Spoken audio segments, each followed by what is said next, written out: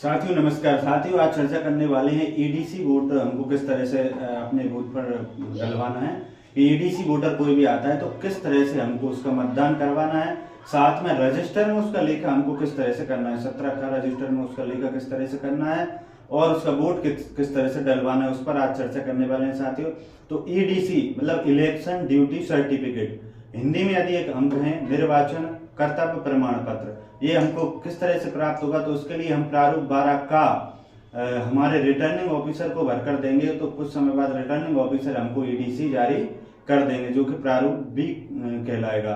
तो सभी साथियों को लगभग ईडीसी जारी हो चुकी है। साथियों ईडीसी से हम कहां कहां पर वोट डाल सकते हैं यह भी जानना जरूरी है कि ईडीसी से हम कहां मतदान कर सकते हैं। तो जिस पोलिंग बूथ की निर्वाचक नामावली में हमारा नाम है उस पोलिंग बूथ को छोड़कर हमारे निर्वाचन क्षेत्र में हम कहीं पर भी मतदान कर सकते हैं। अब ईडीसी किसको जारी होती है साथियों, तो ऐसे अधिकारी कर्मचारी जिनकी ड्यूटी मतदान कार्य में लगी हुई है और वो किसी कारण से वह अपने पोलिंग बूथ पर मतदान नहीं कर पा रहे हैं तो उनके लिए ईडीसी जारी होती है। ईडीसी जारी होने से वह जहां पर भी उनकी ड्यूटी लगी है बड़ी आसानी से वहां पर वह मतदान कर सकते हैं, लेकिन शर्त यह है कि उनका निर्वाचन क्षेत्र होना चाहिए वो। अब इसकी प्रक्रिया क्या रहेगी साथियों, यदि हम देखें इसमें कि कोई जब हम मतदान केंद्र पर पहुंचेंगे और जब मतदान प्रारंभ होगा तो उससे पहले ही कार्य आपको महत्वपूर्ण रूप से करना है कि आप जो भी वहां के एजेंट हैं उन सभी को ये बात बता दें बिल्कुल विशेष रूप से कि इस पोलिंग बूथ पर 3, 4, 5 जितने भी ईडीसी वोटर हैं कि इतने लोगों पे यहाँ पर ईडीसी से वोट डलेंगे। तो इससे यह होगा कि मतदान प्रारंभ हुआ तो अपन को कोई वहां पर समस्या का सामना करना नहीं पड़ेगा।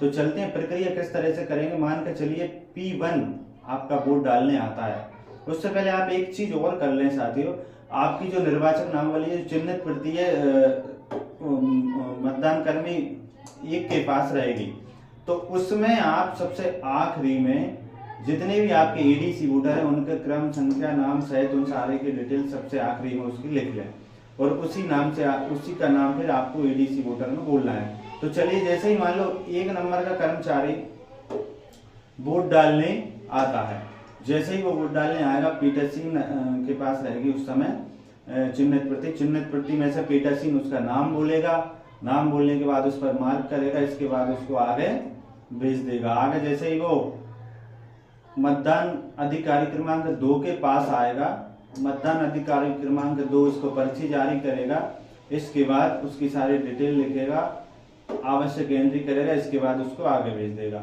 अब वो क्या डिटेल लिखेगा जो मतदान अधिकारी क्रमांक 2 है रजिस्टर में उसकी एंट्री किस तरह से करेगा उसको अपन थोड़ा सा समझ लेते हैं। देखिए यहाँ पर देख क्रम संख्या का कॉलम है रजिस्टर में पहले नंबर पर, दूसरा कॉलम है निर्वाचक नामावली में निर्वाचक का क्रम संख्या, इसके बाद है निर्वाचक द्वारा प्रस्तुत दस्तावेज, हस्ताक्षर और अभियुक्तियां। अब यहाँ पर जो क्रम संख्या वाला कॉलम है ये पहले से रजिस्टर में प्रिंट हुआ आपको मिलेगा। इसके बाद दूसरा कॉलम है निर्वाचक नामावली में निर्वाचक का क्रम संख्या, इसमें आपको सरल क्रमांक, भाग संख्या और विधानसभा क्रमांक एवं नाम आपको विशेष रूप से लिखना है। मान के चलिए उसका जो ईडीसी वोटर आपके पास आया है उसकी ईडीसी में आपको सारी जानकारी मिल जाएगी, उसका सरल क्रमांक कितना है, उसका भाग संख्या कितना है, विधानसभा क्रमांक एवं नाम भी आपको उसमें मिल जाएगा। तो आपको उसका सरल क्रमांक लिख लेना है, भाग संख्या लिख लेनी है और विधानसभा का क्रमांक एवं नाम भी आपको उसमें लिख लेना है।